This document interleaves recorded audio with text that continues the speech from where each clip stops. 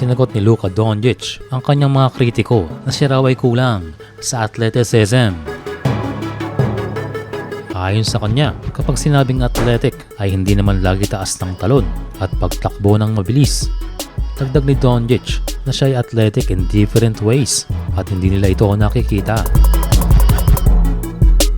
Pero marami namang nagsasabi that Luka plays at his own pace o meron siyang certain speed at ang bilis na yon ay hindi athletic sa iba. Well, ganyan talaga sa NBA. Marami hindi makapasok dahil hindi sapat ang kanilang athleticism. Isa yan sa barometer ng liga. Pero sa pagdami at pagpasok ng mga European players ay nakita ng liga na iba ang European basketball.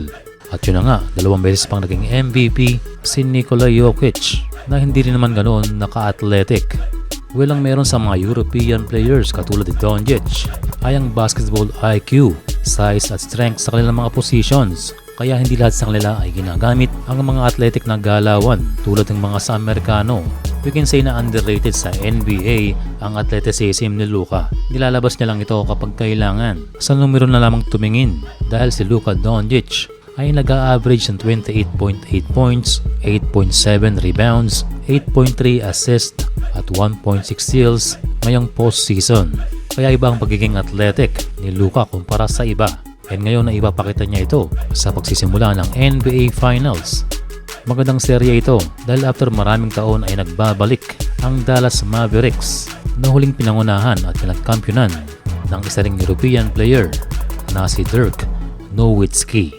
Speaking of NBA Finals, ay inaasahan na ang pagbabalik ni Kristaps Porzingis at ngayon ay kanyang haharapin ang kanyang dating team at dating teammate na si Doncic. Sa interview kay Kristaps, ayon sa kanya ay wala naman silang problema ni Luka. Sa katunayan pa nga ay marami silang good moments noong siya ay nasa Mavs pa.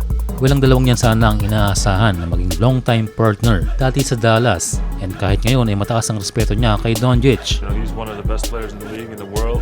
Pero inulan ng injury itong si Porzi kaya nag-decide ang management na ito ay i-trade na. Pero ngayong 2024, a different combo for Mavericks. Ito ang Luka-Kyrie tandem which is working well. Kaya nga nakarating sa puntong ito ang Dallas. At mayroon pang ang NBA reporters na nagsasabi na they are now considered to be one of the most talented duos in NBA history. Walang isa pang maganda sa finals ngayon ay 2 uhaw na team ang maglalaro.